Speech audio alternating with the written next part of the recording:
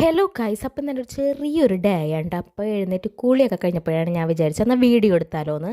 അപ്പോൾ ഞാൻ ദേ അടിച്ച് വരുമ്പോൾ എന്നെ ക്യാമറ സൂം ഔട്ട് ചെയ്യുക, അങ്ങനെയൊക്കെ ദേ ഓരോ പ്രശ്നങ്ങൾ. അപ്പം ഞാൻ ആദ്യമായിട്ടുണ്ട് ക്യാമറ വെച്ചിട്ട് ഇങ്ങനെയൊക്കെ കാണണേ. അപ്പോൾ ഞാനങ്ങനെ അടിച്ചൊക്കെ വാരിക്കളഞ്ഞു. കല്ലൂസൻ്റെ പിന്നാലെ ഉണ്ട് ആൾ, എൻ്റെ പിന്നാലെ ഇങ്ങനെ നടക്കാം കേട്ടോ. അപ്പം ഞാൻ ഇതൊക്കെ കഴിഞ്ഞിട്ട് വേണം അവനെ കുളിപ്പിക്കാൻ. അങ്ങനെ അവനെ കുളിപ്പിച്ചൊക്കെ കഴിഞ്ഞപ്പോഴേക്കും ഞാൻ അലക്കാനായിട്ട് പോയിട്ടോ. അമ്മ വന്നു. അപ്പോൾ കൊച്ചിനെ അമ്മയുടെ കയ്യിൽ കൊടുത്തിട്ട് അലക്കാനായിട്ട് നിന്നു.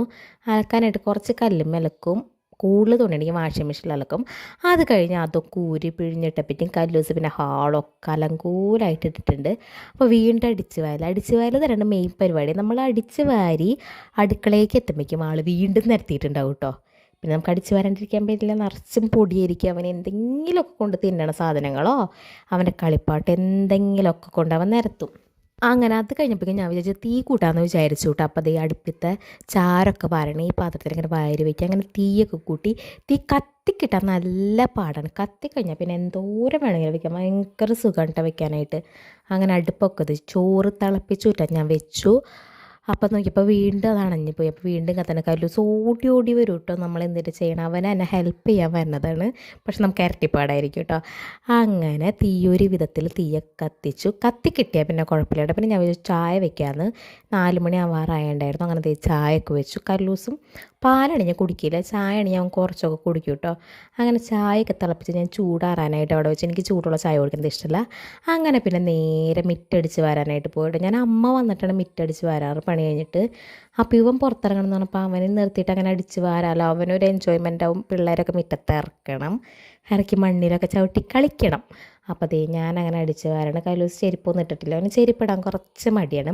അങ്ങനെ അവൻ എൻ്റെ കൂടി ഞാൻ അവനെ വെച്ചിട്ട് അടിച്ച് വാരി. പിന്നെ മഴ പെയ്തപ്പോൾ ഞങ്ങൾ ഓടിയൊക്കെ കയറി കേട്ടോ.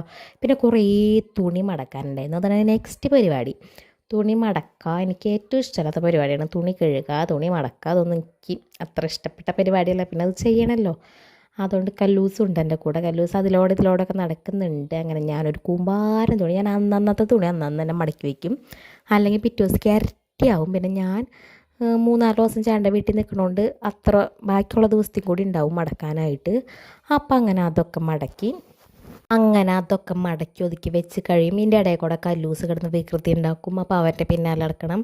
അങ്ങനെയൊക്കെ വരുമ്പോൾ കുറേ ടൈം പോട്ട്. പിന്നെ ക്യാമറ വെച്ച് വീഡിയോ ഒക്കെ എടുത്ത് വരുമ്പോഴേക്കും ഒരുവിധം ടൈം പോകും. നമ്മൾ എടുക്കണേൻ്റെ ഇരട്ടി ടൈം എടുക്കും കേട്ടോ. അതൊക്കെ കഴിഞ്ഞപ്പോഴേക്കും അച്ഛൻ തന്നെ നല്ല കുഞ്ഞു കൊഴുവ കൊണ്ടുവന്നിട്ടുണ്ടായിരുന്നു. നന്നാക്കാൻ പാടാണെങ്കിൽ തിന്നാൻ നല്ല ടേസ്റ്റ് ഉണ്ട്. അപ്പോൾ ഞാൻ കുത്തി പിടിച്ചിരുന്ന് നന്നാക്കണം. ഒരു 1.5 കിലോ ഉണ്ടായിരുന്നു. അങ്ങനെ ഞാൻ ഒറ്റ കുത്തിരി നന്നാക്കി കഴിഞ്ഞ് എനിക്ക് ആ നേരത്താണ്